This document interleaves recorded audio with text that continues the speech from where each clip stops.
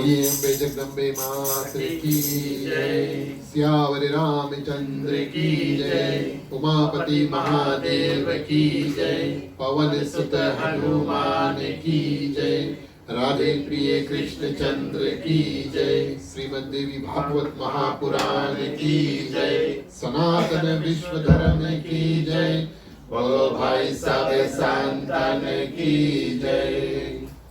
उपस्थित आदरणीय श्रोतागण, नवरात्रि के आखिरी दिवस में आप सभी का हार्दिक हार्दिक स्वागत। प्रिय श्रोतागण, अपनी ओर से, हमारे मंडली आदर्श सत्संग रामायण मंडली की ओर से, हमारे आज की ग्राम मालकिन श्रीमती गीता मुगलियार जी, समस्त परिवार की ओर से हृदय से स्वागत। इनके परिवार की ओर से आप सभी का हृदय से स्वागत। आप सभी को स्वागत। प्रिय श्रोतागण, चलिए संक्षिप्त में माता रानी की कुछ चर्चा करेंगे। सबसे पहले ईश्वर वंदना, उसके बाद में दुर्गा चालीसा को करेंगे, उसके बाद में प्रसाद इत्यादि अर्पण करके और श्रीमद् देवी भागवत महापुराण की कुछ कथा करेंगे। उसके बाद में आरती करेंगे। जहाँ जहाँ आप मंत्र जानते हैं, चालीसा इत्यादि जानते हैं, कृपया आप सभी को हमारा साथ देना। चलिए सभी को हाथों को जोड़ लेते हैं।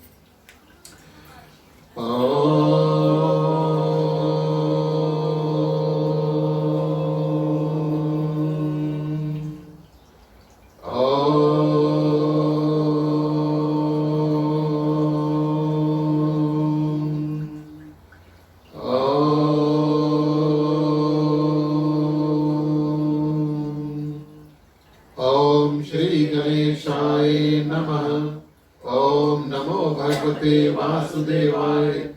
ओम नमः शिवाय।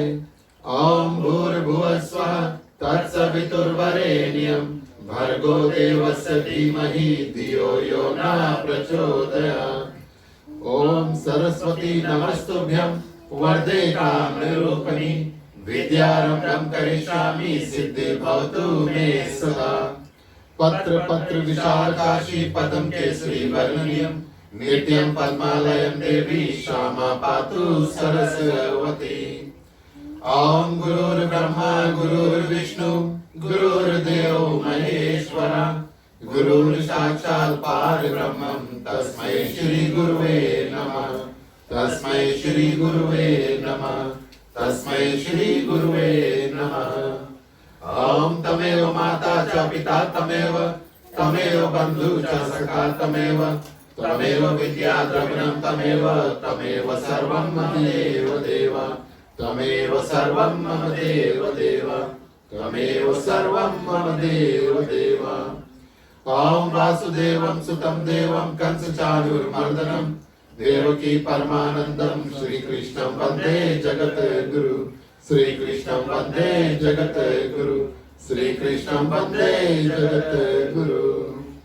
ओम शांतकारं भुजं शयनं पद्मनाभं सुरेश्वरं विश्वधारं गगनसदृशं मेघवर्णं शुभांगं लक्ष्मीकान्तं कमलनयनं योगविद्यानिलयं वन्दे विष्णु भवभयहरणं सर्वलोकैकनाथनं। सर्वलोकैकनाथनं। सर्वलोकैकनाथनं। ओम शन्नो मित्राः शर्वणः शन्नो भवत्रमा शन्नो इंद्रो बृहस्पति शन्नो विष्णुरुक्रमः। नमो ब्रह्मणे नमस्ते वायो तमेव प्रतिचं ब्रह्मासि तमेव प्रतिचं ब्रह्म वदिष्यामि ऋतं वदिष्यामि सत्यं वदिष्यामि। तद्मार्गोऽतु तद्वक्तारमोऽतु अवतु मां अवतु वक्तारम्। ओम शांति शांति शांति। बोलिए अम्बे जगदम्बे माँ की जय। चलिए प्रिय श्रोतागण, सभी को दुर्गा चालीसा में प्रवेश करते हैं।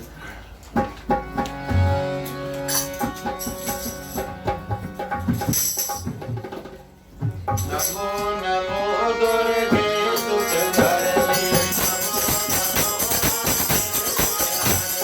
नमो नमो अम्बे सुखकरणी नमो नमो अम्बे सुखहरणी।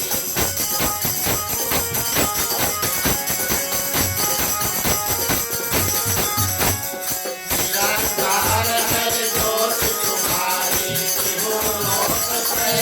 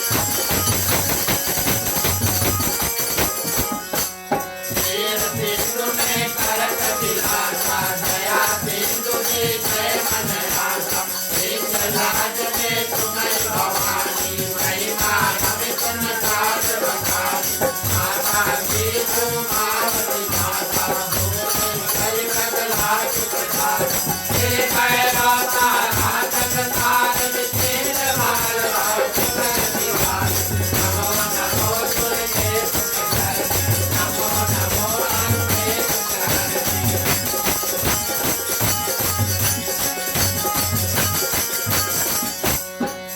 हरि पावन सोह भवानी लाखों वीर सब रखवानी घर में कापर खड़क विराज जातो देख काल दरबार ओ है हाथ और त्रिशूला राजे कुल बड़ा त्रिशूला नगर कोट में तुम्हें विराजत त्रिलोक में कांता मार नमो नमो दुर्गे सुखकर्णी नमो नमो अंबे सुखकर्णी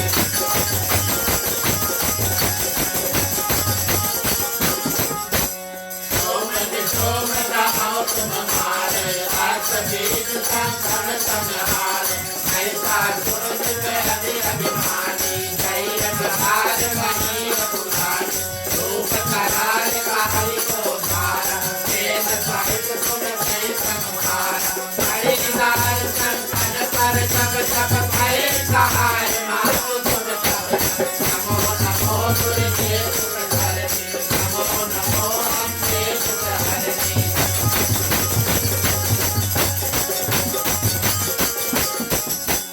अमर पुरिया रो सब लोका सब महिमा सब हरे रसोगा बाला के है ज्योति तुम्हारी अमर सदा पूजे नर नारी प्रेम भक्ति से जोत दिखावे गुण शरीर निकट नहीं आवे गावे तुमको नर मन धारी जन्म मरण ताको छोड़ जाए नमो नमो दुर्गे सुखकर्णी नमो नमो अंबे सुखकर्णी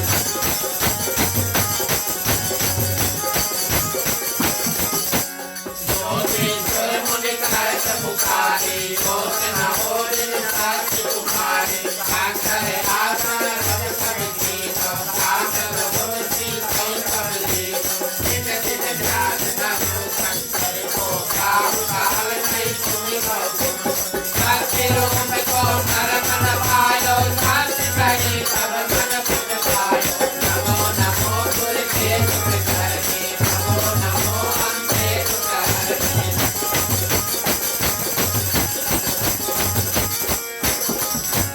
शरणागत हुई कीर्ति बखानी जय जय जय जगदम्ब भवानी जय वसन आदि जगदम्बा जय साक्षी जय दीन विलम्बा ओ मातु काके अति मेरो तुम दिन कौन हरे सुख मेरो आका कृष्णा निपट सतावे वो मुझ मोहि अति जल पावे नमो नमो दुर्गे सुखकर्णी नमो नमो अंबे सुखकर्णी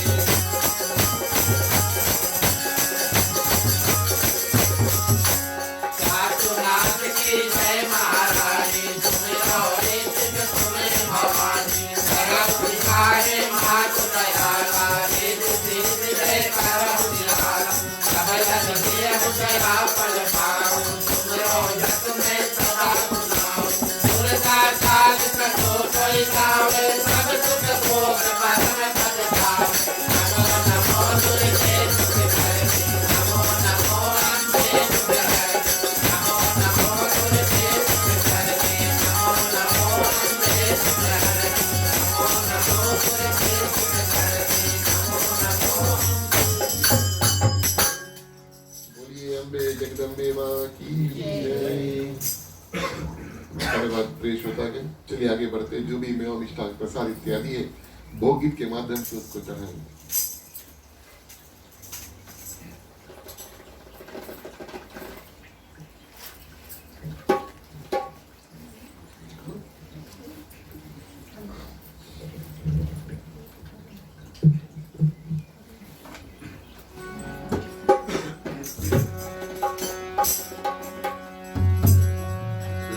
हाथ में प्रसाद करूं विनती तुम्हार देवी मैया मैया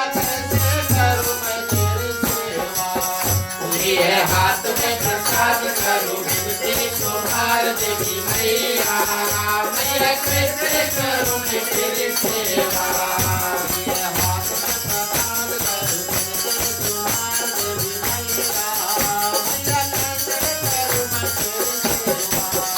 ये हाथ में प्रसाद करो विनती तुम्हार देवी मैया मैया कैसे करूं मैं तेरी सेवा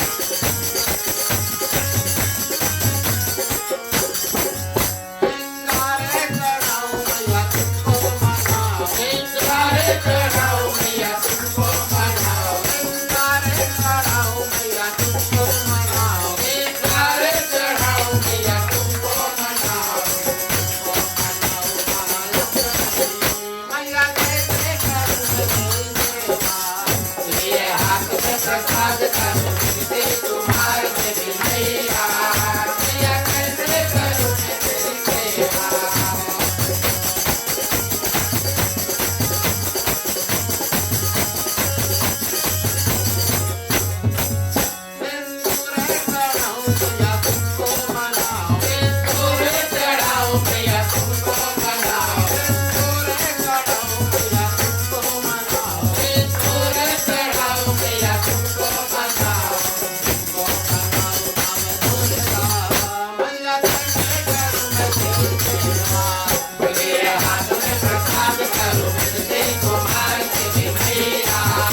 मैं कैसे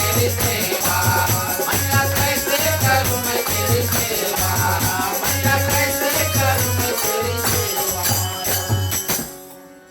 बोलिए अम्बे जगदम्बे माँ की जय।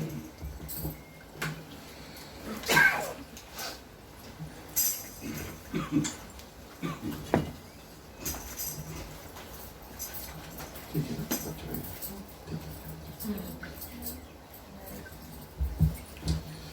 धन्यवाद प्रिय श्रोतागण, एक बार फिर से आप सभी का हृदय से स्वागत। पूजा स्थल विराजमान माँ दुर्गा के चरणों में कोटिश्वर प्रणाम, अन्य देवी देवताओं को भी वंदन, हनुमान जी को वंदन, उनको धन्यवाद, उनके कारण हम और आप यहाँ पर उपस्थित हुए। जैसे हनुमान चालीसा में कहा गया है, राम द्वारे तुम रखवारे हो धन आज्ञा बिनु पैसारे, तो वहाँ पर प्रिय श्रोतागण दुर्गा चालीसा में भी कहा गया है लांगुर वीर करत अगवानी। तो हनुमान जी का पूजन होता है। उसके बाद में प्रिय श्रोतागण, अगवानी का मतलब है आगे रास्ता जो देता है, हनुमान जी रास्ता देते हैं। लांगुर वीर करत अगवानी, हनुमान जी रास्ता देते हैं। तब माता की कृपा होती है और उनका आगमन आगमन होता है। हनुमान जी को धन्यवाद देते हैं। प्रिय श्रोतागण, माता रानी की कृपा आप सभी भक्तों के ऊपर रहे। बड़े सुंदर रूप से सभी को यहाँ पर आज उपस्थित हुए और नवरात्रि के आखिरी दिवस में प्रिय श्रोतागण कथा में भाग लेने के लिए हमारे ग्राम परिवार श्रीमती गीता मुरलियार जी, उसके समस्त परिवार की ओर से हृदय से आप सभी को हार्दिक हार्दिक स्वागत। साधु संत को वंदगी, ब्राह्मण को प्रणाम। हमारे मंडली आदर्श सत्संग रामायण मंडली की ओर से आप सभी को जय सिया राम, जय माता दी, जय माता दी। नवरात्रि की सबको बहुत बहुत बधाई। प्रिय श्रोतागण, नवरात्रि का आखिरी दिवस जो है उसमें हम प्रवेश कर चुके हैं। आज अंक लगे तो और आखिरी जो दिवस है प्रिय श्रोतागण, ये सौभाग्य हुआ कि ऐसा संयोग हुआ कि कल पब्लिक हॉलिडे भी है ना, अच्छा है। एक ओर से हम देखें तो पूजा पाठ में वैसे तो कोई बाधा इत्यादि होता नहीं है, लेकिन कभी कभी ऐसा संयोग बन जाता है कि आराम ही आराम मिलता है। और ये इस साल हमारे साथ में हुआ। इस साल नवरात्रि इस रूप से हुआ कि 2 शनिवार को करने का अवसर प्राप्त हुआ प्रिय श्रोतागण। और आखिरी दिवस के बाद में जो कल दशहरा है उस दिन छुट्टी है। इससे बड़ी बात क्या हो सकती है। तो प्रिय श्रोतागण, आप सभी का स्वागत करते हैं। आखिरी दिवस में नवरात्रि के 9 दिवस प्रिय श्रोतागण 9 देवियों के लिए हैं और हर एक देवी का एक नाम है और एक अलग रूप से उनको ध्यान और पूजा इत्यादि किया जाता है। आखिरी देवी जो होती है उनका नाम है सिद्धिदात्री। सिद्धि देने वाली जो देवी है उनको सिद्धिदात्री कहा जाता है, यानी कि जो सिद्धि इत्यादि प्राप्त करती है और सिद्धि इत्यादि जो देती है उसको सिद्धिदात्री देवी कहते हैं। तो उस देवी का हम धन्यवाद देते हैं, स्वागत करते हैं। आज उसका दिवस है प्रिय श्रोतागण। इस कारण से सबसे पहले हम आप सभी को उनके बारे में बताएं, उसके बाद में श्रीमद् देवी भागवत महापुराण की जो कथा उसमें प्रवेश करेंगे। तो प्रिय श्रोतागण, ये दिन जो है वो सिद्धिदात्री देवी को दे दिया जाता है और ये सब प्रकार से अनेक सिद्धियां जो है, मैं सिद्धियों के बारे में आपको बताऊं। सिद्धि अलग अलग रूप से अनेक शक्तियां हैं। अष्ट सिद्धि है, 8 सिद्धि है और ये 8 अलग अलग सिद्धियां हैं प्रिय श्रोतागण। जैसे हम हनुमान चालीसा में देखेंगे, अष्ट सिद्धि 9 निधि के दाता, यानी कि हनुमान जी के पास 8 सिद्धि 9 निधि थे। तो 8 सिद्धि प्रिय श्रोतागण रामचरितमानस में माँ सीता जब हनुमान जी से अशोक वाटिका में सबसे पहले मिलते थे तो उनको वरदान स्वरूप धन्यवाद के पात्र में, आशीर्वाद के पात्र में माँ सीता क्या करती है, 8 सिद्धि जो है वो हनुमान जी को दे देती है। आप कहेंगे कि हनुमान जी के पास वो सिद्धि पहले से था प्रिय श्रोतागण, लेकिन माँ सीता अपने ओर से उनको प्राप्त करा देती है। तो ये सिद्धि जो है, सिद्धि के जो देवी है सिद्धिदात्री, उनके पास 8 ऐसे शक्तियां हैं जो सिद्धि के नाम से जानी जाती हैं और इन सब सिद्धि प्रिय श्रोतागण हनुमान जी के पास है। पहली सिद्धि जो है ये इसको अनिमा कहा गया है, यानी कि इस सिद्धि जिसके पास प्राप्त हो जाए वो अपना जो अपना रंग रूप है, अपना पहचान है, छोटा कर सकता है। तो आदमी भले बड़ा हो लेकिन वो मच्छर के समान हो सकता है। जैसे हनुमान जी जितना छोटा मच्छर होता है उतना छोटा बन जाते हैं। तो उस जो सिद्धि है उसका नाम अनिमा है। तो प्रिय श्रोतागण, ये सिद्धि प्राप्त जिसके पास है वो अपने आप को बहुत छोटा कर सकता है। और दूसरा सिद्धि प्रिय श्रोतागण, इसको महिमा कहा गया है, उसके ऑपोजिट, यानी कि अपने आप को बड़ा कर लेना। आप देखेंगे जगह जगह पर हनुमान जी बड़ा भी कर लेते हैं और अपने आप को छोटा भी कर लेते हैं। तो अनिमा और महिमा यानी कि जो सिद्धि है अपने आप को बहुत छोटा कर लेना और अपने आप को बहुत बड़ा कर लेना। उसके बाद में तीसरी सिद्धि आती है, उसका नाम है गरिमा। प्रिय श्रोतागण, ये सिद्धि किसी के पास ना हो तो अच्छा है। इसका मतलब है कि अपना वेट जो है वो बहुत बड़ा कर लो, वजन जो है वो बढ़ा लो, है ना। तो हम सभी कोई अपने वेट लूज करने में लगे हुए हैं, तो ये सिद्धि ना हो तो अच्छा है। लेकिन गरिमा का मतलब है प्रिय श्रोतागण, अपना वजन जो है उसको बढ़ा लो। और उसके प्रिय श्रोतागण बिल्कुल सिद्धि जो कम है, जो उसका विपरीत सिद्धि है, चौथा सिद्धि, वो सब चाहेंगे। लघिमा उसका नाम है, यानी कि अपना जो वजन है उसको बिल्कुल कम कर सकते हैं।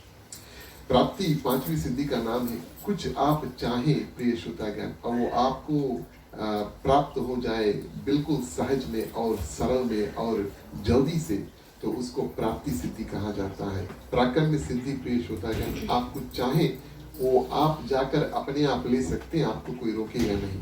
और इष्ट, ये जो सिद्धि है प्रिय श्रोतागण, ये भगवान के पास सिद्धि होती है। इस रूप में, इस सिद्धि जिसके पास होता है उसको हम भगवान स्वरूप में देखते हैं, ईश्वर स्वरूप में देखते हैं, इष्ट सिद्धि। और प्रिय श्रोतागण, वास्तविक सिद्धि जो है वो आखिरी सिद्धि आता है, और ये कंट्रोल वाला सिद्धि है। तो इस माध्यम से हम अपना जो रंग रूप है, हम जो चाहें वो दूसरों के ऊपर कर सकते हैं, ये सिद्धि है। तो 8 सिद्धि प्रिय श्रोतागण देने वाली जो देवी है उसको आज हम ध्यान करें सबसे पहले। और प्रिय श्रोतागण, 9 दिवस में अगर आप ध्यान से देखें और पूजन इत्यादि करें तो 9 दिवस की 9 अलग अलग देवियों को अलग अलग वस्तु जो है उसको अर्पण किया जाता है। वास्तविक तौर पर ये अर्पण करने वाले वस्तु, चढ़ाने वाले वस्तु बड़े ही सरल होते हैं, बड़े ही साधारण होते हैं। कई तो ऐसे वस्तु है जो आप सिर्फ चढ़ा सकते हैं, उसको बनाने की आवश्यकता नहीं, प्रसाद रूप में आप उसको चढ़ा सकते हैं। और बड़ा ही साधारण वस्तु से देवी क्या करती है, प्रसन्न हो जाती है और मन चाहा प्रिय श्रोतागण फल इत्यादि को प्रदान करती है। तो सिद्धिदात्री देवी को प्रसन्न करने के लिए आखिरी देवी जो नवरात्रि की जो आखिरी देवी, उसको प्रसन्न करने के लिए प्रिय श्रोतागण हम चढ़ाएं काला तिल, ब्लैक तिल जिसको कहते हैं ना। तो ब्लैक तिल हम प्रिय श्रोतागण चढ़ाते हैं, सेसमी सीड्स आप जानते हैं ना, ठीक है। तो सेसमी सीड्स जब हम चढ़ाते हैं प्रिय श्रोतागण, उससे क्या होता है, हमें ये जो मृत्यु का भय होता है वो चल देता है। कुछ कुछ लोग डरे हुए होते हैं कभी कभी कि अब मृत्यु आ जाएगी, जब आएगा तो आएगा, लेकिन भय जो डर प्रिय श्रोतागण वो हृदय में बैठा रहता है। तो सिद्धिदात्री देवी को 9वें दिवस में हम ध्यान करते हैं, उसको काला तिल जो उसको चढ़ाते हैं, उस माध्यम से उल्टा जो हमें मिलता है, जो हमारे हृदय में मृत्यु का जो भय है वो निकल जाता है। इस कारण से हम उनका पूजन इत्यादि करते हैं। तो प्रिय श्रोतागण, नवरात्रि आप सभी को शुभ हो। अगले साल के लिए हम बता दें कि अगर आप नियम से अपने घर में बैठ कर के और 5-10 मिनट सिर्फ देवी का ध्यान करें, हर एक देवी का नाम है और उनके पास क्या शक्तियां हैं, उनका क्या स्वरूप है और उनको खास तौर से क्या चढ़ाना है, कभी गुड़, कभी चीनी, कभी मध इत्यादि इत्यादि। बड़ा ही सरल वस्तु प्रिय श्रोतागण, आज ब्लैक तिल जो काला तिल जिसको हम कहते हैं, तो इसको चढ़ा करके और नवरात्रि में प्रिय श्रोतागण जो पूजन करते हैं, ये नवरात्रि जो है साल में 2 बार आता है। सबसे पहले रामनवमी के समय आता है, आप सभी जानते हैं 9 दिन यानी कि नवरात्रि। उसके बाद में प्रिय श्रोतागण शारद यानी कि ठंडे मौसम में जो नवरात्रि आता है, शारदीय नवरात्रि, ये देवियों को ही दे दिया गया है। और प्रिय श्रोतागण इसमें जो पूजन करता है माता रानी, उनके ऊपर बहुत कृपा होती है। आप सब भक्त धन्य, हमारे ग्राम मालकिन बड़ी धन्य।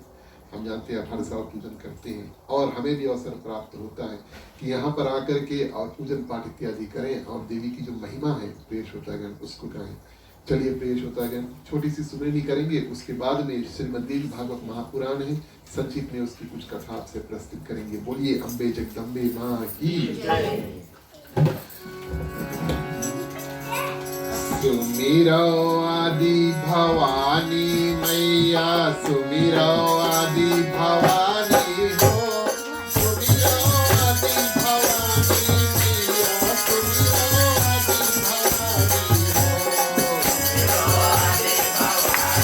मैया, सुमिरो आदि भवानी हो, सुमिरो आदि भवानी मैया, सुमिरो आदि भवानी हो, सुमिरो आदि भवानी मैया, सुमिरो आदि भवानी हो।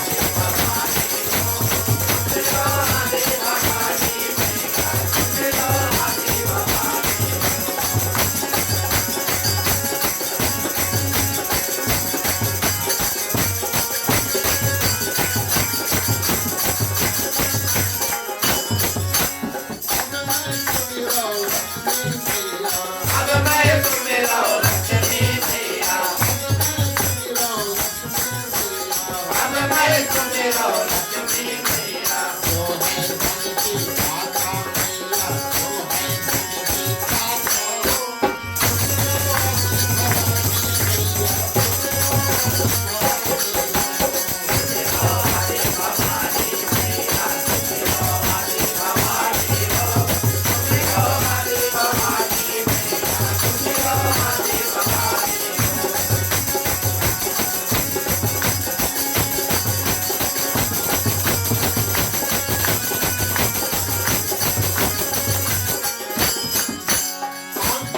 सुमिरो सरस्वती को, मैं सुमिरो सरस्वती को। सुमिरो सरस्वती को। अब मैं सुमिरो सरस्वती को।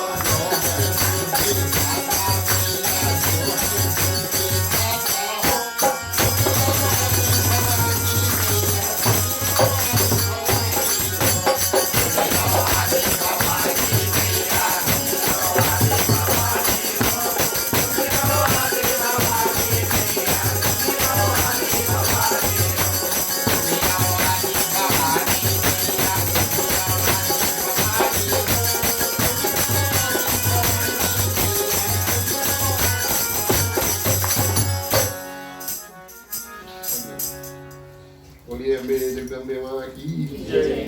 धन्यवाद प्रिय श्रोतागण। चलिए श्रीमद् देवी भागवत महापुराण में प्रवेश करते हैं। वेदो व्यास द्वारा रचित प्रिय श्रोतागण, ये हमारे 18 पुराणों में से एक सुंदर पुराण है, जिसको महापुराण भी कहा गया है और भागवत भी कहा गया है। इसमें भक्ति भी है प्रिय श्रोतागण, इसमें मुक्ति भी है। इस कारण से ये एक बहुत उचित पुराण है, जिसको हम प्रयास करें हमेशा करने की, सुनने के लिए। इसमें ज्ञान बहुत सुंदर है।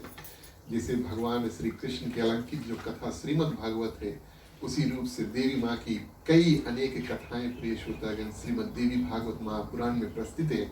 और खास तौर से ये एक दो ग्रंथ जो कलयुग में है प्रिय श्रोतागण, ये हृदय में भक्ति जो है उसको बढ़ाते हैं और मुक्ति का जो रास्ता है उसको निकालते हैं। इस कारण से ये जो दो ग्रंथ हैं उत्तम ग्रंथ माने गए हैं कलयुग के लिए प्रिय श्रोतागण। हमारे पास समय कम है और प्रिय श्रोतागण हमारा जो आयु भी है वो भी कम है।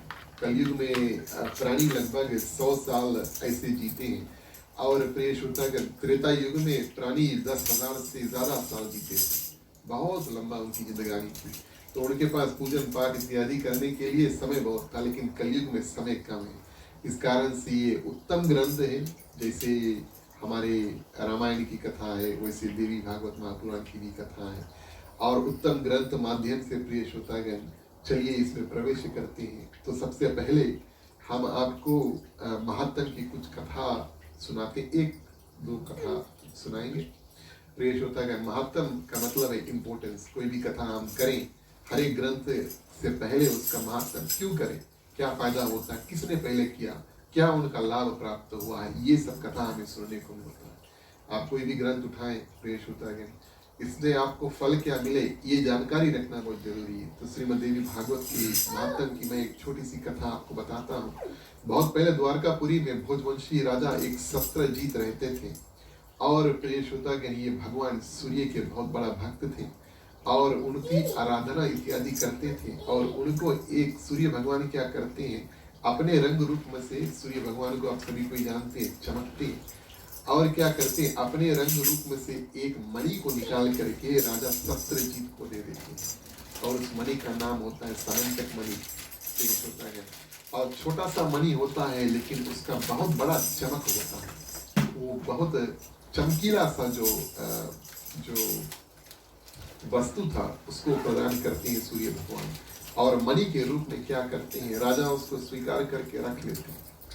और जब कभी वो शिकार इत्यादि खेलने के लिए जाते हैं तो क्या करते हैं, प्रेष होता है वो मणि जो है वो दिन रात जाकर के शिकार खेलते हैं। खासतौर से रात को उस मणि को जब लेकर जाते हैं तो पूरा जो वन होता है, जंगल होता है, वो बिल्कुल जैसे दिन हो, सूर्य भगवान आए पूरा दिन हो जाता है, उसी प्रकार वो जंगल रात्रि को भी दिन बन जाता है। उस मणि में इतना चमक था।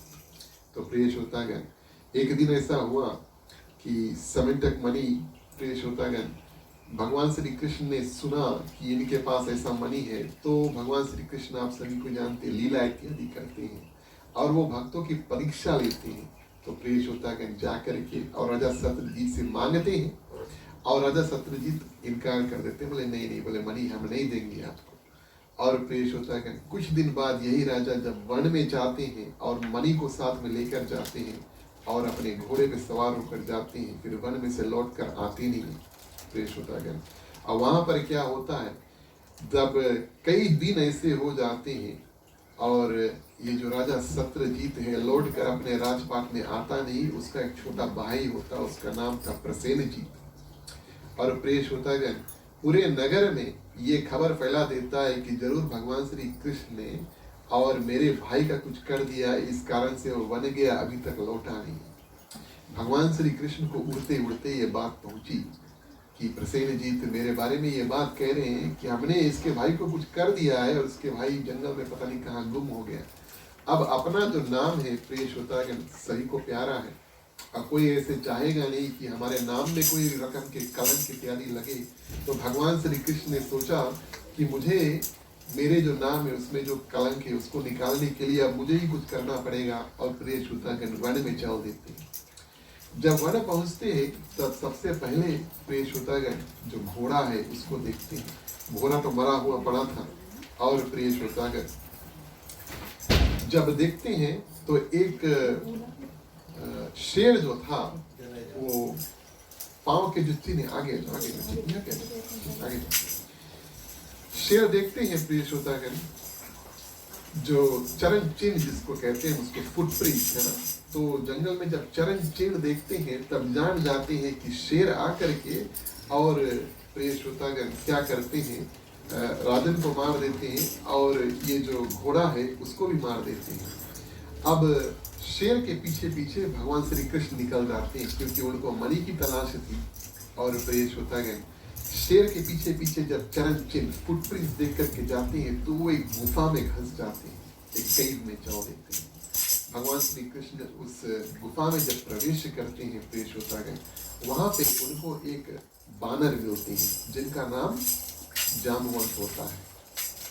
आप संदेह नहीं रखे, ये वही जामवंत है जो रामचरितमानस में भगवान श्री राम की सहायता की थी। बिल्कुल वही जामवंत प्रिय श्रोतागण। जामवंत एक ओर से चिरंजीवी थे और त्रेता युग के बाद में प्रिय श्रोतागण द्वापर में वो भगवान श्री कृष्ण की प्रतीक्षा कर रहे थे, इंतजार कर रहे थे। तो जब भगवान श्री कृष्ण और गुफा में घुसते हैं प्रिय श्रोतागण, जामवंत उनको पहचानते नहीं है। जामवंत के पास एक कन्या होती है, उसका नाम होता है जामवंती। ठीक है, जामवंत की कन्या जामवंती। तो पुराने जमाने में लोग नाम ऐसे ही दे देते थे, पिता था जामवंत तो कन्या का नाम जामवंती दे दिया। लेकिन प्रिय श्रोता यही जामवंती जा करके और भगवान श्री कृष्ण की पत्नी भी बनती। कैसे पत्नी बनती है कथा श्रीमद् देवी भागवत के महात्म में बताई। तो प्रिय श्रोतागण भगवान श्री कृष्ण जाते हैं और देखते हैं ये जो कन्या है जामवंती वो मणि के साथ खेल रही है और उसके पिता जामवंत से मांगते हैं और उनसे कहते हैं कि ये आपकी नहीं है, आप हमें दे दो, इससे हम जा करके और अपना जो नाम में कलंक लगा है उसको हम मिटाएंगे। तो जामवंत प्रिय श्रोतागण अस्वीकार कर देता है और वहां पर घोर युद्ध होता है। क्या विकट युद्ध होता है प्रिय श्रोतागण। वहां पे एक और भगवान श्री कृष्ण जो साक्षात विष्णु भगवान के अवतार और एक और प्रिय श्रोतागण चिरंजीवी स्वरूप जो जामवंत है, बड़े ही शक्तिशाली। रामचरितमानस में कथा में भी आई है वो कितने शक्तिशाली थे। और ये आज यहाँ पर प्रिय श्रोतागण भगवान श्री कृष्ण से युद्ध करते हैं। अनेक ग्रंथों में ये कथा आई है कि जामवंत रामचरितमानस जब भगवान श्री राम के जन्म का समय था प्रिय श्रोतागण, और जब जामवंत और भगवान श्री रामचंद्र जी मिलते हैं लंका में युद्ध से पहले, तो जामवंत के मन में इच्छा हुई कि कभी अब भगवान से युद्ध करें। तो भगवान श्री राम ने उनसे कहा इस जन्म में तो नहीं, लेकिन अगले बार जब हम आएंगे तब अवश्य आप हमसे युद्ध कर लेना, मुकाबला कर लेना। बस वही होता है प्रिय श्रोतागण। कई दिन जामवंत और भगवान श्री कृष्ण युद्ध करते हैं। अब आप देखें और ध्यान लगाए किस रूप से और देवी जो है वो भगवान श्री कृष्ण की सहायता करती है। यही कथा श्रीमद् देवी भागवत में है। कई दिन ऐसे हो गए जब भगवान श्री कृष्ण द्वारका वापस पहुंचे नहीं और उनके जो पिता थे प्रिय श्रोतागण वसुदेव जी, उनको चिंता हुई कि भगवान श्री कृष्ण कहाँ हैं। और प्रिय श्रोतागण अपने जो गुरु है गर्गाचार्य उनके पास जाते हैं और उनसे कहते हैं कि भगवान श्री कृष्ण कहाँ हैं, कैसे लौट कर आएंगे। तो ऋषि गर्गाचार्य जी जो होते हैं वो वसुदेव जी से कहते हैं कि आप श्रीमद् देवी भागवत महापुराण की कथा जो है वो 9 दिनों तक करो। श्रीमद् देवी भागवत महापुराण की कथा आप सुंदर रूप से सुनो और मनाओ कि भगवान श्री कृष्ण प्रिय श्रोतागण जंगल से सही सलामत लौट कर वापस आ जाए। अनेक रूप से और श्रीमद् देवी भागवत में कथा आई है प्रिय श्रोतागण। जब देवकी और वसुदेव जी भगवान श्री कृष्ण के जन्म से पहले जब कारागार में थे तो उन्होंने एक बार गर्गाचार्य जी से विनय किया था कि आप प्रार्थना करें कि हमें कोई पीड़ा ना हो। देखिए लोग जब जेल इत्यादि में रहते हैं तो वहाँ पे दुख तकलीफ काटते हैं, लेकिन आप देखिए वसुदेव और देवकी को कितने दिन उन्होंने जेल में यानी कि कारागार में वास किया, लेकिन उनका दुख तकलीफ बहुत ज्यादा नहीं था क्योंकि गर्गाचार्य जी उनके लिए अलग से दूर जा करके ऋषियों के साथ में श्रीमद् देवी भागवत महापुराण की कथा करके उनके जो दुखड़ा उसको निवारण कर देते। तो अब भी प्रिय श्रोतागण और वसुदेव जी सुनते हैं गर्गाचार्य ऋषि जो श्रीमद् देवी भागवत महापुराण की सुंदर रूप से कथा बताते हैं इधर, और उधर भगवान श्री कृष्ण और जाम्बवंत युद्ध करते हैं। जिस दिन प्रिय श्रोतागण श्रीमद् देवी भागवत महापुराण की कथा अंत हुआ उस दिन जाम्बवंत को एक दृश्य दिखाई दिया। अभी देख रहे हैं कि वो भगवान श्री कृष्ण से युद्ध कर रहे हैं और वही भगवान श्री कृष्ण अपने आप में भगवान श्री राम बदल जाते हैं। फिर वही भगवान श्री राम वापस भगवान श्री कृष्ण बदल के और फिर अदला बदली करते हैं। तो ये सीन जो है प्रिय श्रोतागण ये जाम्बवंत के सामने जब चलता है तब उनको एहसास होता है कि ये तो साक्षात भगवान श्री रामचंद्र जी है, ये मेरे इष्ट है, इनका मैंने बहुत पूजा सेवा सत्कार किया था। और प्रिय श्रोतागण ये साक्षात भगवान श्री राम के दूसरे अवतार है। और उसी समय प्रिय श्रोतागण चरणों में पड़ जाते, क्षमा याचना करते, भगवान श्री कृष्ण उनको उठाते हैं, गले से लगाते हैं।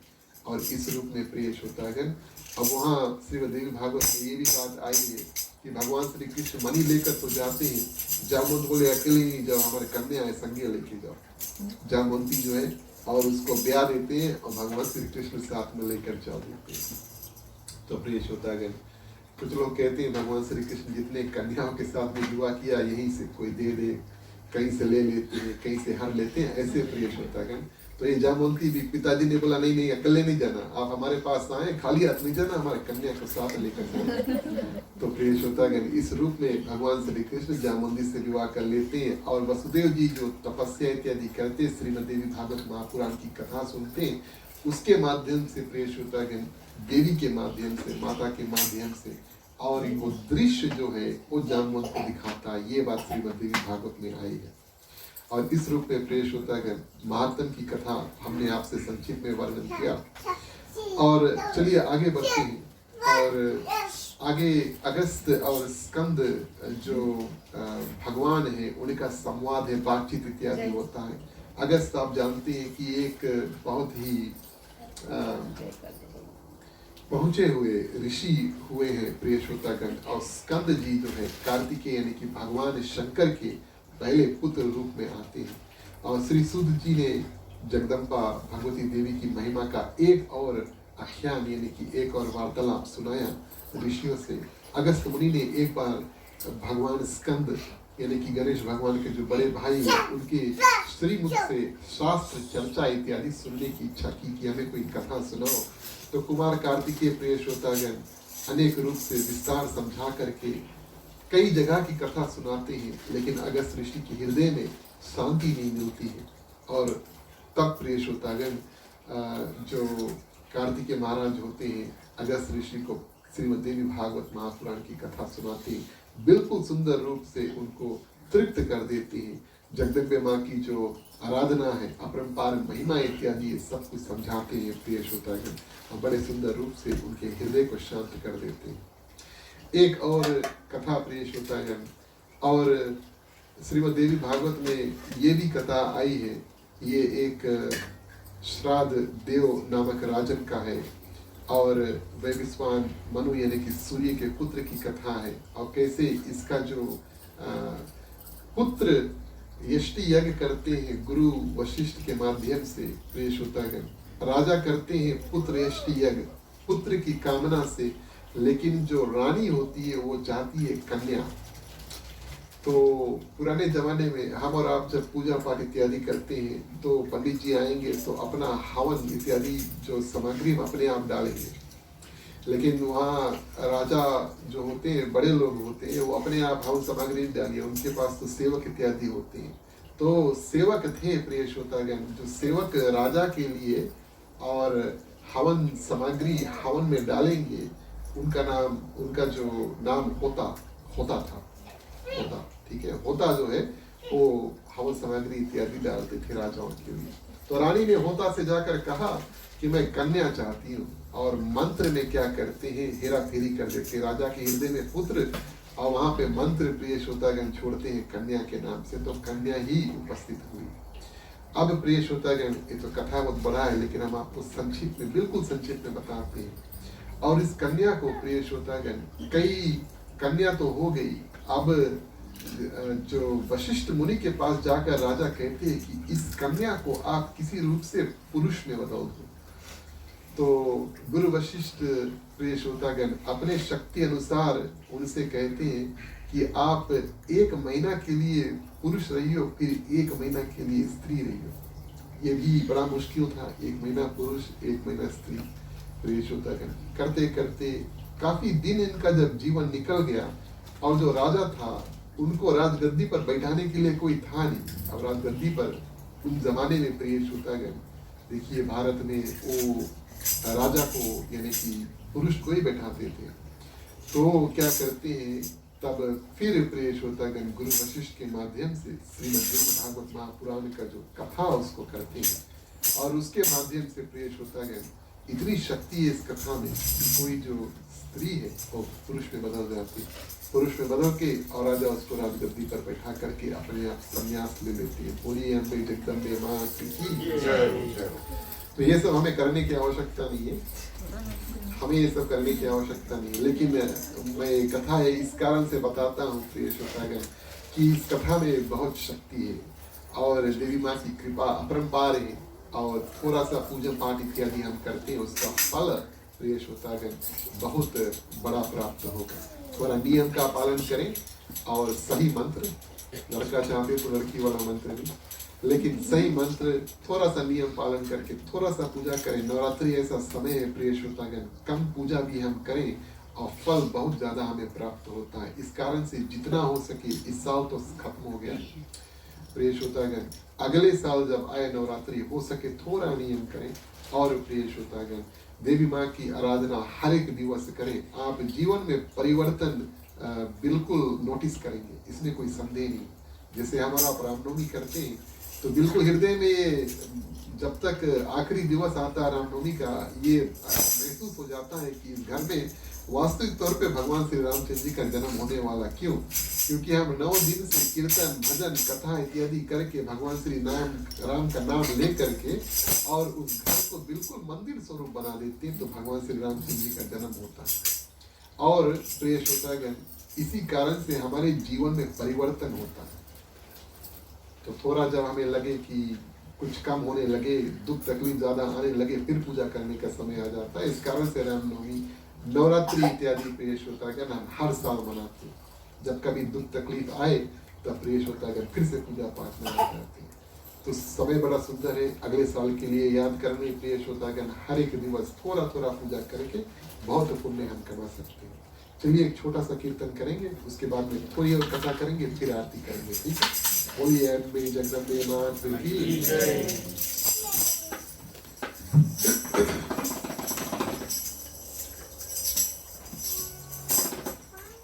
आई सिंह पे सवार मैया ओढ़े चुनरी, आई सिंह पे सवार मैया ओढ़े चुनरी, आई सिंह पे सवार मैया ओढ़े चुनरी, आई सिंह पे सवार मैया ओढ़े चुनरी।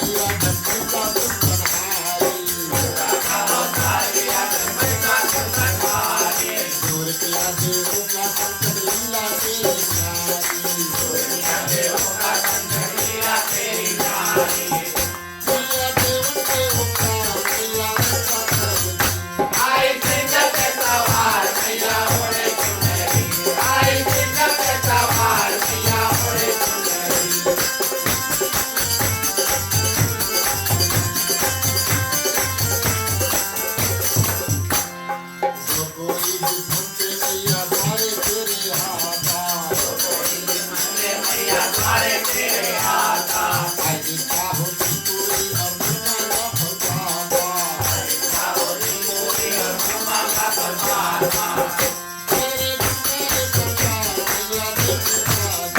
आए सिंह के सवार भैया बोले तुम्हें आए सिंह के सवार भैया बोले तुम्हें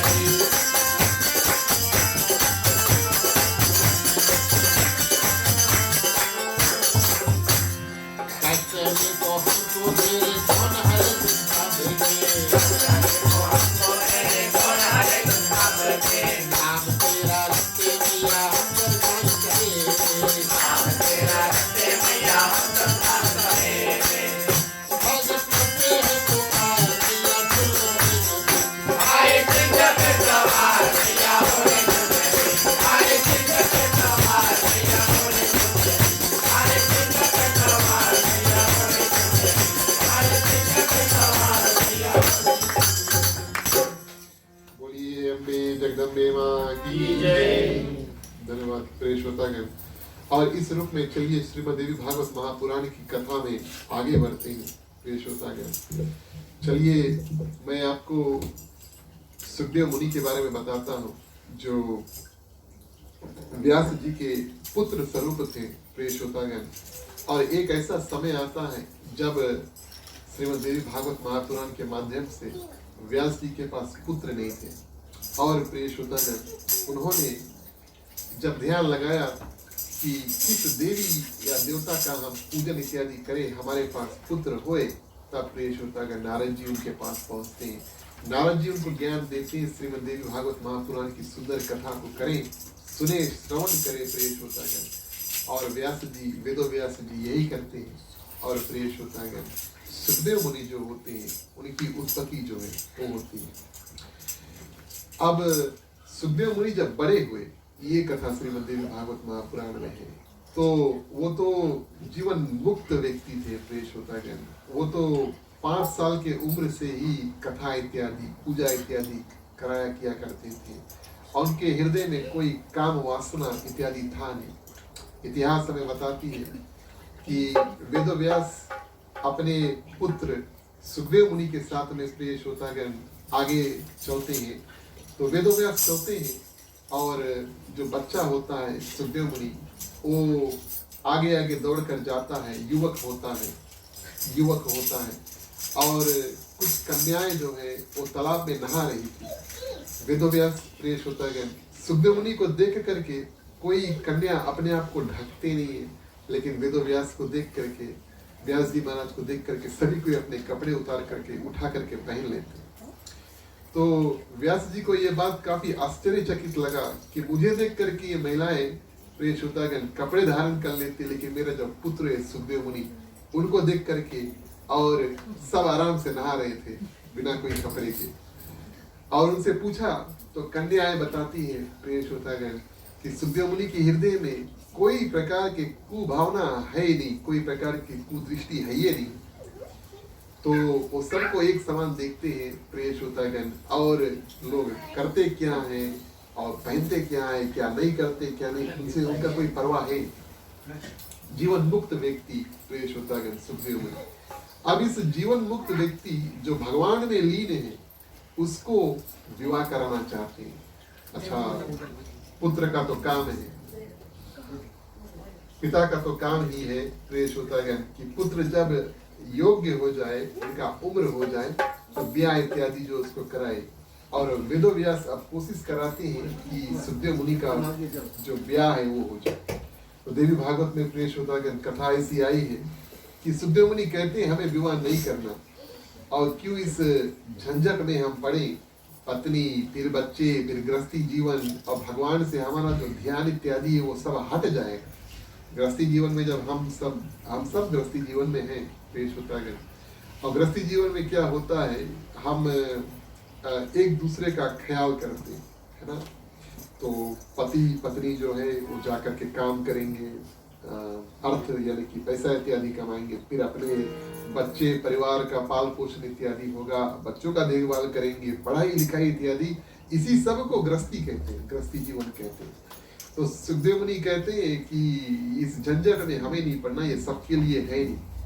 और प्रिय श्रोतागण, वेदव्यास जी अब पिता है और पुत्र को समझाते समझा नहीं पाते हैं और उसको क्या करते हैं, सुखदेव मुनि को राजा जनक के पास भेज देते हैं। एक अध्याय देवी भागवत महापुराण, राजा जनक के पास भेजते हैं। प्रिय श्रोतागण, राजा जनक भी एक जीवन मुक्त व्यक्ति थे। जनक जी को आप सभी कोई जानते हैं, जो माँ सीता के पिता होते हैं मिथिला में, उनके पास भेज देते हैं। प्रिय श्रोतागण, जीवन मुक्त व्यक्ति का अर्थ है कि संसार में जो रहते हैं लेकिन संसारी नहीं बनते हैं और किसी वस्तु की चिंता उनकी नहीं है, उनका ध्यान हमेशा भगवान के पास है। कोई भी कार्य करते हैं हमेशा उनका ध्यान जो है भगवान के पास होता है। और प्रिय श्रोतागण, राजा जनक क्या करते हैं, जब आते हैं सुखदेव मुनि, राजा जनक द्वारपाल से मिलते हैं। द्वारपाल कुछ दिन बाद लेकर के राजन के पास जाते हैं और दोनों का जब भेंट होता है तो राजा जनक प्रिय श्रोतागण उनको सुंदर रूप से ज्ञान देते हैं। और इस रूप में ज्ञान देते हैं प्रिय श्रोतागण कि मनुष्य को बंधन में डालने और मुक्त करने में केवल मन ही एक कारण है। बड़ा सुंदर ज्ञान देते हैं। इस कारण से इस कथा को हमने चुना आज आप सभी के लिए। राजा जनक जो ज्ञान देते हैं, कहते हैं कि मनुष्य को बंधन में डालने और मुक्त करने में केवल मन ही एक कारण है। हम जिसको बंधन समझते हैं प्रिय श्रोतागण और जिसको मुक्त यानी कि फ्रीडम समझते हैं या बंधन समझते हैं, ये सिर्फ हमारे मन के ऊपर निर्भर है कि कौन सा भाव हम लेते हैं। कुछ वस्तु हमें बंधन लगे और कुछ वस्तु हमें मुक्ति लगे प्रिय श्रोतागण, और ये हमारा मन का प्रभाव है। तो विषयी मन जो होगा, यानी कि जिस किसी का भी मन अनेक विषय में पड़ जाता है, किसी के सोच में, किसी व्यक्ति के सोच में, किसी वस्तु के, किसी विषय के सोच में प्रिय श्रोतागण, तो विषयी मन बंधन और निर्विषयी मन जो है वो मुक्ति का प्रदान है। राजा जनक ज्ञान उसको इस रूप से देते हैं प्रिय श्रोतागण कि हमारा जो मन है उसको हमेशा मुक्त रखो। अविद्या के कारण ही जीव और ब्रह्म को भेद बुद्धि की प्रतीति होती है। यानी कि अविद्या यानी इग्नोरेंस, ज्ञान यानी नॉलेज, अविद्या यानी इग्नोरेंस। जिस किसी वस्तु के बारे में हम जानते नहीं है प्रिय श्रोतागण, उसको अज्ञानता कहते हैं, इग्नोरेंस कहते हैं।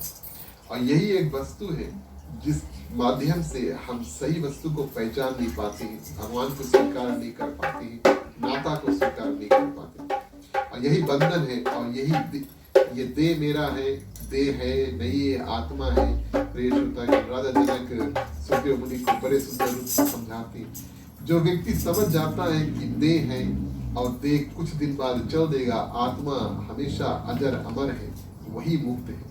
क्योंकि प्रिय श्रोतागण, जीवन में रहते रहते हम मुक्ति अपने आप प्रदान कर सकते हैं। बंधन जो है शरीर और घर में नहीं, अहमता और ममता में है।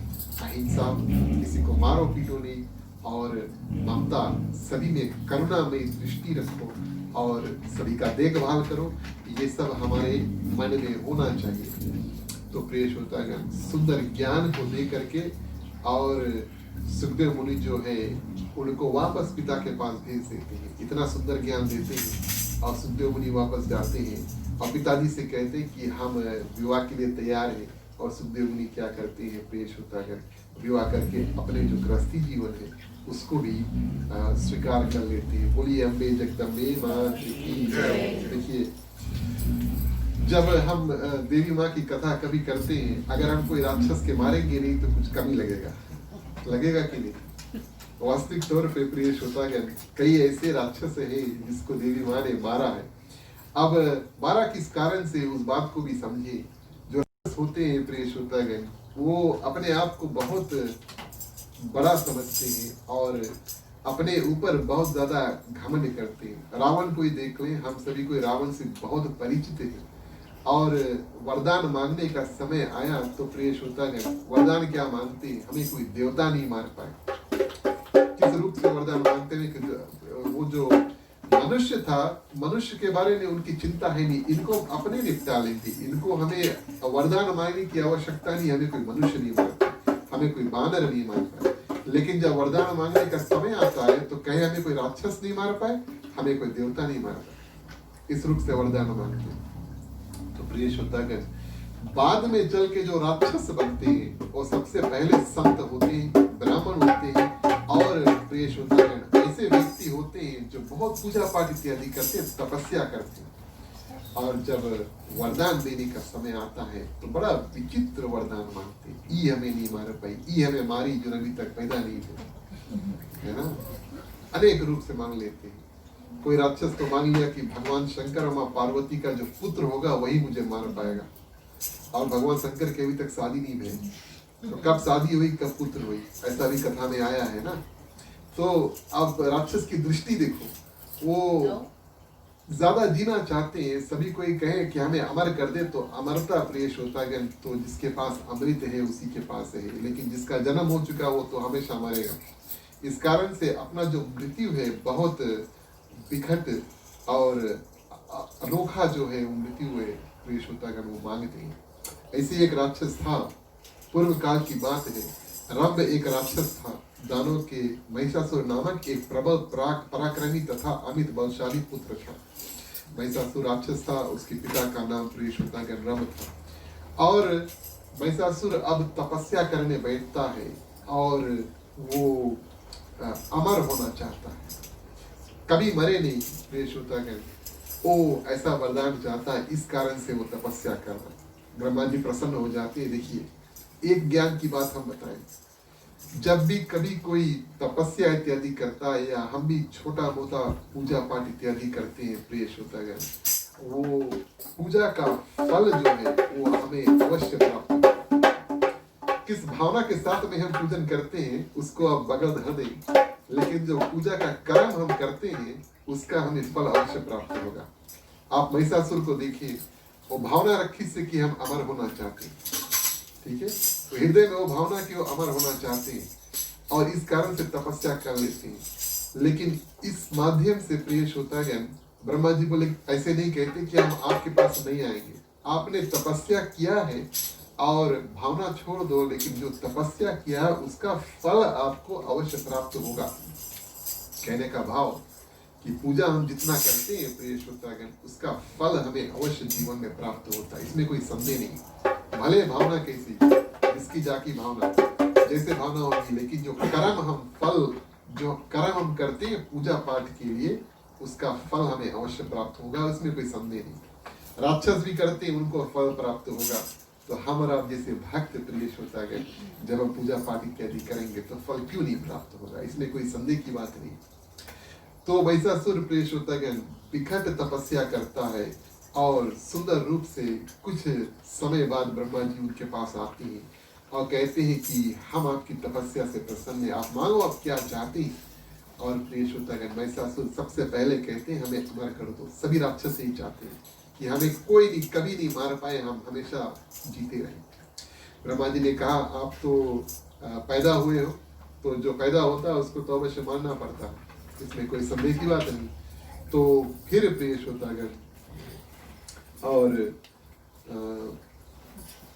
फिर मृत्यु को छोड़ करके तुम जो कुछ भी चाहो मैं तुम्हें प्रदान कर सकता हूँ। महिषासुर कहते हैं कि प्रभु देवता दैत्य मानो किसी से मेरा मृत्यु ना हो। आप देखें महिषासुर को अभिमान इस रूप से है कि वो वरदान मांगते हमें कोई देवता नहीं मार पाए, हमें कोई राक्षस दैत्य यानी राक्षस नहीं मार पाए और मानो यानी कोई मनुष्य नहीं मार पाए। ऐसा वरदान उन्होंने नहीं मांगा कि हमें कोई स्त्री नहीं मार पाए।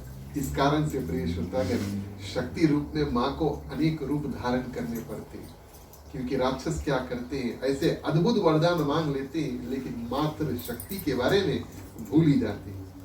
इस कारण से माता को अनेक रूप बना करके आकर के स्त्री रूप में और शक्ति रूप में आकर के उनको मानना पड़ता है। तो वरदान में इस रूप मानते हैं प्रिय श्रोतागण कि देवता हमें नहीं मार पाए, राक्षस नहीं मार पाए और मानव यानी कि मनुष्य कोई नहीं मार पाए, और अगर हमें कोई मारे तो एक स्त्री ही हमें मार पाए, लेकिन अद्भुत रूप वाली स्त्री है वही आकर हमारा वध कर सकता है। ब्रह्मा जी ने कहा तथास्तु। अभी उस स्त्री का निर्माण ही नहीं हुआ प्रिय श्रोतागण, लेकिन और वर प्राप्त हो जाते हैं। अब राक्षसों का देखो, जितने राक्षस होते हैं प्रिय श्रोतागण इतिहास में, हर एक पुराण में, रामचरितमानस में, अनेक ग्रंथ में जितने राक्षस होते हैं, जैसे उनको वरदान प्राप्त होता है तब से वो पूजा पाठ राम नाम सकते हैं, पूजा पाठ छोड़ देते हैं। तो ये राक्षस की भावना है। राक्षस की भावना क्या है? जो वस्तु जो वो चाहते हैं, जब उनको प्राप्त हो जाता है तो जिस रास्ता से उनको वो वस्तु प्राप्त हुआ वो रास्ता बंद कर देते, उस रास्ता पे फिर नहीं चाहते। पूजा के रास्ते से उनको वरदान प्राप्त हुआ, और जब वरदान प्राप्त हो गया जो वो चाहते थे, तो वो रास्ता भी छोड़ दी, फिर अपने राक्षस वाले रास्ते पे चल देते हैं। तो इस रूप से महिषासुर भी क्या करते हैं, अब उसको कोई मार नहीं पाए, राक्षस नहीं कोई मार पाए, देवता नहीं कोई मार पाए, मनुष्य नहीं कोई मार पाए प्रिय श्रोतागण। इस कारण से बहुत बलशाली हो जाता है तीनों लोक में, और अपना जो आक्रमण कर देता है, देवताओं को स्वर्ग से मार के भगा देता है। अब देवताओं को तो कोई मार नहीं पाएगा, उनके पास तो अमृत है। और प्रिय श्रोतागण, उनको मार करके और इंद्र भगवान के आसन पर अपने आप जाकर के बैठ जाता है। इस रूप में प्रिय श्रोतागण इंद्रलोक पर आक्रमण किया, युद्ध में प्रिय श्रोतागण सबको पराजित कर दिया। भगवान विष्णु, ब्रह्मा जी, भगवान शंकर, सभी देवी देवता कोशिश करते हैं, लेकिन महिषासुर को कोई हरा नहीं पाता, बहुत ही महाबली होता है। और इस रूप में प्रिय श्रोतागण महिषासुर क्या करते हैं, तीन लोक का अधिकारी बन जाता है। भगवान शंकर, ब्रह्मा जी और दोनों को आगे करके सभी देवी देवता क्या करते हैं, विष्णु भगवान के शरण में जब आते हैं और महिषासुर के आकंतक छुटकारा प्राप्त करने का कोई उपाय पूछते हैं विष्णु भगवान से कि आप कुछ करो, सृष्टि को आप चलाने वाले हो, अब ये राक्षस से सब कुछ रोक लिया है और अपने वश में कर लिया है, और हमें जो काम करने हैं वो हम कर नहीं पाते। हर एक देवता के पास अलग अलग काम है, कोई वर्षा कराता है, कोई वायु पावन जो है वो चलाता है, अनेक अनेक ऐसे कार्य हर एक देवता का जो डिपार्टमेंट है वो है। हम अपना काम नहीं कर पाते और हम कोई उसको मार भी नहीं पाते प्रिय श्रोतागण। तो वहां पर विष्णु भगवान क्या करते हैं, विष्णु भगवान सभी को ज्ञान देते हैं कि इन्होंने वरदान ही ऐसा मांगा था कि किसी स्त्री शक्ति से ही ये मरेंगी, लेकिन उनका उत्पत्ति हमें करना है, उनको रूप हमें देना है। देखिए ये बात भी समझना जरूरी है कि जो शक्ति रूप में माता है वो आदि समय से है, जब से समय शुरू हुआ तब से है, लेकिन अनेक अनेक रूप अनेक अनेक कारण के लिए समय समय पर बनाते हैं। अब महिषासुर के मारने की बारी आई तब प्रिय श्रोतागण माँ दुर्गा अपना रूप निर्माण करती है। इसका मतलब ये नहीं कि माँ दुर्गा का जन्म उसी समय हुआ, नहीं, पहले से है, लेकिन उस समय अपना जो रूप है प्रिय श्रोतागण बनाती है। कैसे रूप बनता है, हर एक देवी देवता क्या करते हैं प्रिय श्रोतागण, अपने अपने शक्ति सम्मिलित करते हैं, मिलाते हैं। भगवान विष्णु अपना शक्ति मिलाते हैं प्रिय श्रोतागण, भगवान शंकर, ब्रह्मा जी, अनेक देवी देवता जो होते हैं, जिन जिन के पास जितना एक एक हथियार है, सभी के पास एक हथियार है। भगवान शंकर के पास त्रिशूल है प्रिय श्रोतागण, भगवान विष्णु के पास चक्र है, ऐसे अनेक देवी देवता के पास अलग अलग हथियार है। सब कोई क्या करते हैं, जिस देवी का निर्माण हुआ उसको दे देते कि इस रूप में आप जाकर के युद्ध करना। सवारी सिंह का प्रिय श्रोतागण, उसमें आरूढ़ होकर के माँ दुर्गा का निर्माण जो है वो होता है। सबसे प्रथम रूप माँ दुर्गा का ऐसे बनता है। देवी देवता अपनी शक्ति प्रदान करके इस देवी का निर्माण करते हैं, और इस देवी प्रिय श्रोतागण जा करके और महिषासुर को ललकारती है, ललकार करके युद्ध में बुलाती है। सबसे पहले महिषासुर प्रिय श्रोतागण अपने दूत भेजते हैं और पूछते हैं कि अगर हो सके तो आप हमसे विवाह कर लो, अब बहुत सुंदर है, क्योंकि रूप माता का बहुत सुंदर है, जितना माता है सबके रूप बहुत सुंदर है। तो रूप देख करके तो महिषासुर मोहित हो जाते, कहते हैं आप हमसे विवाह कर लो, हमारी पत्नी बन जाओ। प्रिय श्रोतागण, देवी भागवत में ऐसा वर्णन है कि माँ जिस रूप से हंसती है तीनों लोग हिल जाता है, और युद्ध के लिए जब ललकारती है, कई ऐसे राक्षस है प्रिय श्रोतागण, उसको मार करके राक्षस की जो सेना है उसको अकेले अंत करके, अब कैसे प्रिय श्रोतागण अपना रूप जो है अनेक देवी का रूप बनाती है। एक माँ दुर्गा फिर अपने अनेक देवियों के रूप का निर्माण करती है। हर एक देवी जाकर के राक्षसों से और युद्ध करती, युद्ध करके प्रिय श्रोतागण अंत समय जैसे रामायण में भगवान श्री राम और जो रावण थे अकेले अंत में युद्ध करते हैं। जब तक रावण का मरने का समय आया तब तक बचे कुछ सब राक्षस मर चुके थे। उसी रूप से माँ दुर्गा अपना अनेक रूप बना करके जितना महिषासुर के छोटा मोटा राक्षस थे, सैनिक इत्यादि थे, सबको मार देते और अंत में प्रेम होता है महिषासुर को घोर संग्राम करते, युद्ध करते हैं और अनेक बाण से मारते हैं, काटते हैं और शरीर को छलनी कर देते हैं। बोलिए अम्बे जगदम्बे मां की जय। कई ऐसे कथा है प्रेष होतागन, माता अनेक रूप से आकर के और देवताओं के जो विदा है, देवताओं के जो दुख तकलीफ है प्रेष होतागन उसको निर्वाह करते हैं। तो भावना ऐसी होए कि कथा सुने तो उसमें जो ज्ञान निकले, जो पूजा पाठ इत्यादि करे उसका फल अवश्य प्राप्त होए। यही हमें कथा बताती है। जैसे देवता आराधना करते हैं, माता का निर्माण करते हैं और माता क्या करती है, देवताओं का कार्य करते हैं। उसी भावना से हम भी और आप भी सभी कोई प्रेष होतागन माता के शरण में आते हैं, उनका ध्यान करते हैं और उनसे प्रार्थना करते हैं कि हमारा जो जीवन है उसको सुंदर रखना और आपका जो आशीर्वाद है हमेशा हमारे ऊपर रहे, क्योंकि ये शक्ति देने वाली देवी है। और प्रेष होतागन हम सभी को शक्ति की आवश्यकता है। जो कुछ भी हम करते हैं शक्ति के साथ में करते हैं, हाथ चलाते हैं, सांस लेते हैं, चलते हैं, जो भी करते हैं। और शक्ति प्रेष होतागन स्त्री लिंग रूप है, स्त्री रूप है और उनकी जो देवी है माँ दुर्गा भवानी, उनको प्रार्थना करते हैं, उनको नमन करते हैं। प्रेष होतागन हम कथा को भी विराम देते हैं। आप सभी ने बड़ा ध्यान से सुना, आप सभी को हृदय से धन्यवाद। प्रेष होतागन आरती का समय आता है, अब आपसे आग्रह करेंगे आप खड़े हो जाएं। सभी कोई प्रेष होतागन सुंदर रूप से माँ दुर्गा की आरती उसको करेंगे। बारी बारी से आप मुख्य श्रोता के बाद में आकर के आरती कर सकते हैं। बोलिए अम्बे जगदम्बे माँ की।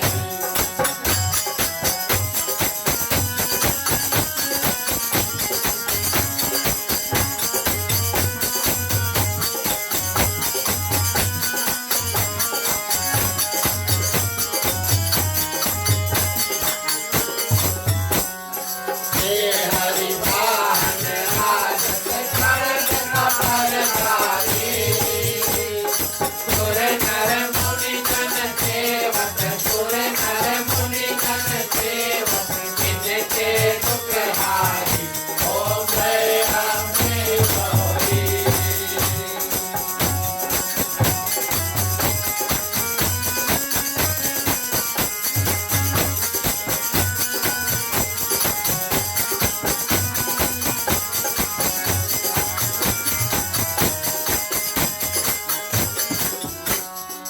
आनंद कोमल शोभित कांता के मोती, कोटिक कांत दिवाकर, कोटिक कांत दिवाकर, राजस समझोनी ओम जय अम्बे गौरी।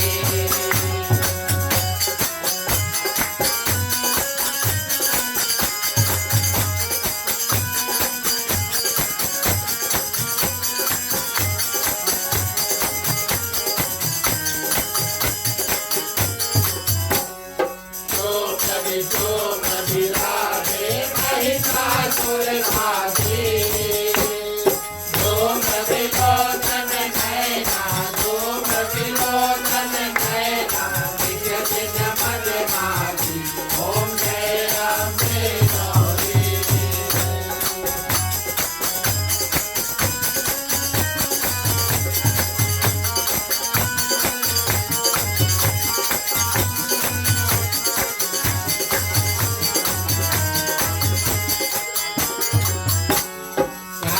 मुकुट बनहारे कंठौ सुनहारे, मधुकर कमलौ मारे, मधुकर कमलौ मारे, सुर भय नील करे ओम जय अम्बे गौरी।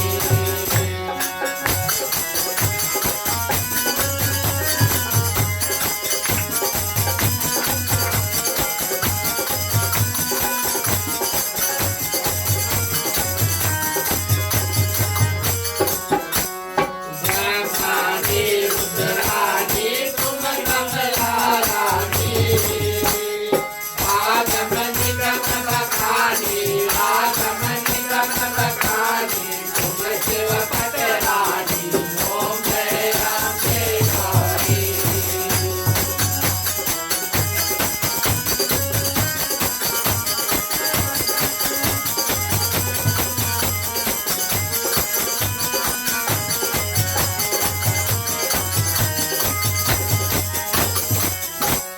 चौसठ योग निकाल भावत गीत गात भैरो, भारत काल मृदंगा, भारत काल मृदंगा, हरु भारत जंगल ओम जय अम्बे गौरी।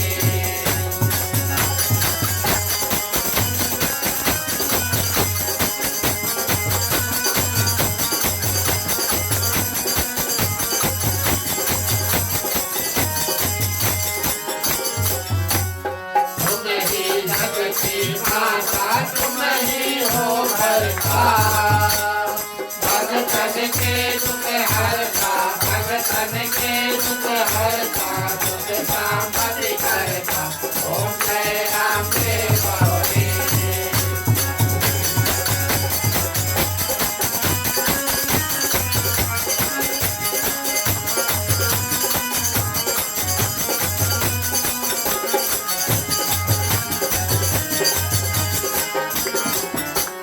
भुजाचार्य अधिशोभित फलमोद्धारी, मनवांछित फल पावत, मनवांछित फल पावत, सेवत नर नारी ओम जय अम्बे गौरी।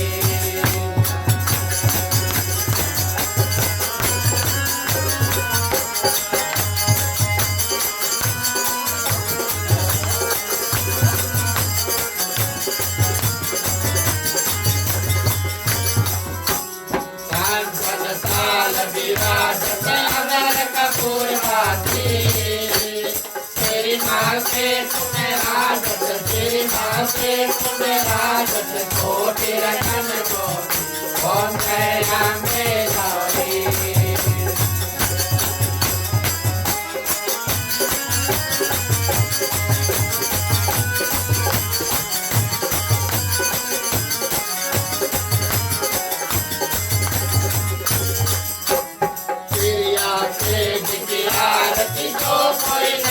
पावे कहत शिवानंद स्वामी कहत शिवानंद स्वामी सुख साक्षात पावे ओम जय अम्बे गौरी ओम जय अम्बे गौरी मैया जय रामा गौरी तुम्हें तो नित्य गावत मैया जी को नित्य गावत हरि नाम ओम जय अम्बे गौरी ओम जय अम्बे गौरी ओम जय अम्बे गौरी। बोलिए अम्बे जगदम्बे माँ की जय।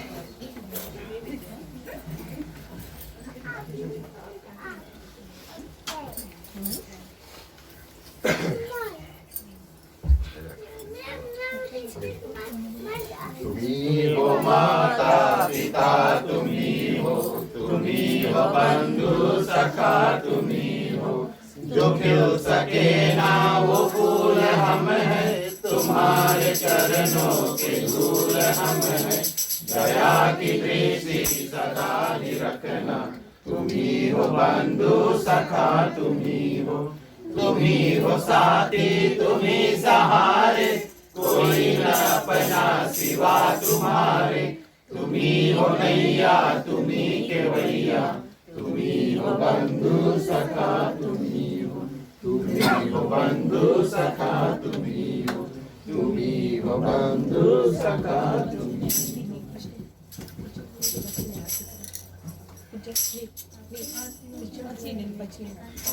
सवा करना कुछ बच्चे आरती लेने के लिए आप लोग आ गए हैं आ जाओ जल्दी बच्चा आ जाओ कोई और है पीछे अगर बच्चा मैं आरती लेने के लिए आ गया था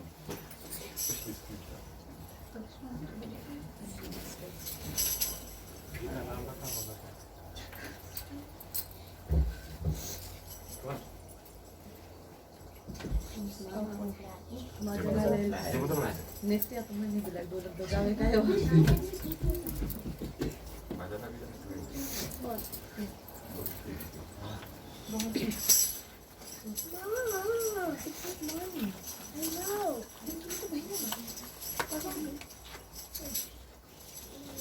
Kunci sen, it's 50 cents.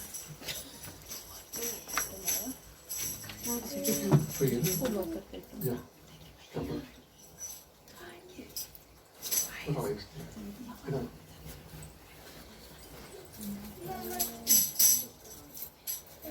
ओम कर्पूरगौरं करुणावतारं संसार सारं भुजगेन्द्रहारं सदा वसन्तं हृदयारविन्दे भवं भवानी सहितं नमामि भवं भवानी सहितं नमामि भवं भवानी सहितं नमामि। ओम मंगलम भगवान विष्णु मंगलम गरुड़ध्वजा मंगलम पुंडरीकाक्षो मंगलाय तनोहरि सर्वमंगल मांगल्ये शिवे सर्वार्थ साधिके शरण्ये त्र्यंबके गौरी नारायणी नमोस्तुते नारायणी नमोस्तुते नारायणी नमोस्तुते। निराजनं समर्पयामि। आप इधर से कोई नहीं करवा रहे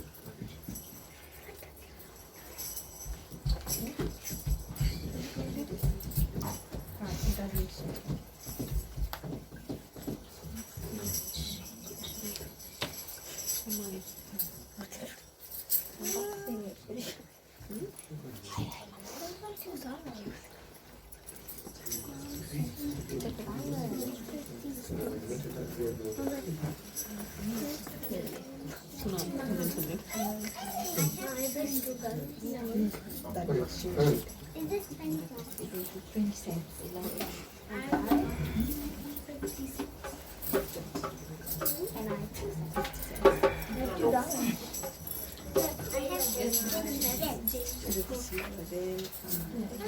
I know this from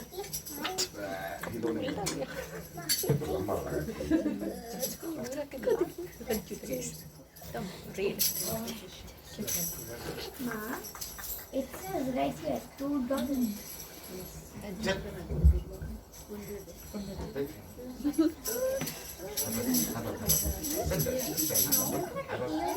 धन्यवाद प्रिय श्रोतागण, आप सभी से आग्रह करेंगे आप अपने अपने स्थान ग्रहण कर सकते हैं, आप बैठ सकते हैं, बारी बारी आप आरती का दर्शन करें। चलिए क्षमा प्रार्थना करते हैं, उसके बाद में आज की जो कथा है उसको हम संपूर्ण करेंगे। बोलिए हरे जगदम्बे मां की जय।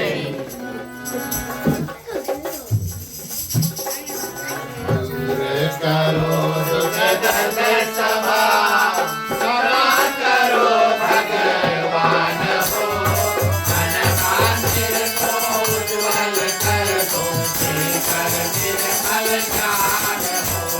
सबके दाता राम है, सबके पालनहार हो, सबके दाता राम है, सबके पालनहार हो।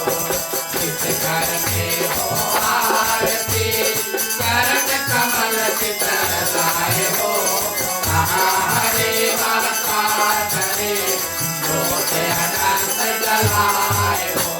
सुख में सुमिरन सब करे, सुख में करना कोई हो, जो सुख में सुमिरन करे, सुख काहे को होए हो।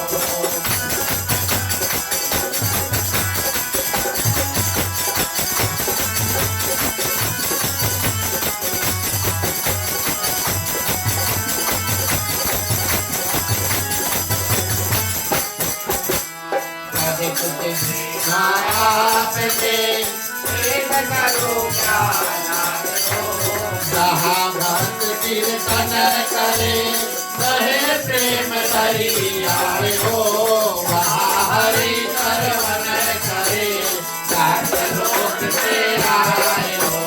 सबके दाता राम है, सबके पालनहार हो, सबके दाता राम है, सबके पालनहार हो। सब कुछ दीना आपने, भेंट करूं क्या नाथ हो, नमस्कार का भेंट लो, जोड़ों में दोनों हाथ हो। सुख में सुमिरन सब करे, सुख में करना कोई हो, जो सुख में सुमिरन करे, सुख काहे को होए हो।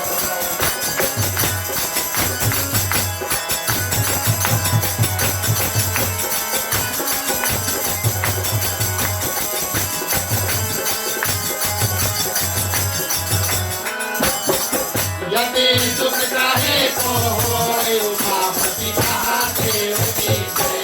सियावर रामचंद्र की जय, पवन सुत हनुमान की जय, राधे प्रिय कृष्णचंद्र की जय, सनातन धर्म की जय। जय बोलो भाई सब। धन्यवाद प्रिय श्रोतागण, अंतिम क्षण में चलिए शुभकामनाएं करते हैं, फिर संतिपात करेंगे। शुभकामनाओं के मंत्र से प्रिय श्रोतागण अपने लिए कल्याण, यहाँ पर जितने लोग उपस्थित हैं सभी के कल्याण की प्रार्थना करेंगे। समस्त पृथ्वी पर जितने लोग हैं, जितने जंतु हैं, तैरते हैं, चलते हैं, उड़ते हैं, सभी के लिए प्रार्थना करेंगे। किसी में किसी प्रकार का दुख तकलीफ है, भगवान से प्रार्थना करेंगे कि सभी को थोड़ा सा शक्ति प्रदान करते। माँ भवानी से प्रार्थना करेंगे नवरात्रि का अवसर है, सभी को थोड़ा थोड़ा शक्ति प्रदान कर दे, हम सब कोई अपने अपने दुख से पार पा सकते। मांगने का वक्त आता है, चलिए हाथों को खोल लेते हैं। पुरुषों के लिए राइट वाले, महिलाएं अपने अपने हाथों अपने अपने हाथ में ले सकते हैं। चलिए प्रार्थना करते हैं। स्वस्ति प्रजभ्यः परिपालयन्तां न्यायेन मार्गेण महीं महिषा, गोब्राह्मणेभ्यो शुभमस्तु नित्यं, लोकाः समस्ताः सुखिनो भवन्तु, सर्वे भवन्तु सुखिनः, सर्वे सन्तु निरामयाः, सर्वे भद्राणि पश्यन्तु मा कश्चित् दुःखभाग्भवेत्। पुत्र पौत्रनां सन्तु, पौत्रनां सन्तु पौत्रनां, निर्धनां साधुनां सन्तु, जीवन्तु शारदं शतमे मम, जीवन्तु शारदं शतमे मम। जीवन्तु शारदं सतमे मम। धन्यवाद प्रिय श्रोतागण। शांति पाठ के लिए चलिए सभी कोई अपने अपने हाथों को जोड़ लेते हैं। ओम धौ शांति अंतरिक्षं शांति पृथ्वी शांतिरापः शांतिरोषधयः शांति वनस्पतयः शांति विश्वदेवा शांति ब्रह्म शांति सर्वैवं शांति शांतिरेव शांति शामा शांतिरेधि। ओम शांति शांति शांति। ओम सर्वेषां मंगलं भवतु सर्वेषां कल्याणं भवतु सर्वेषां शुभं भवतु सर्वेषां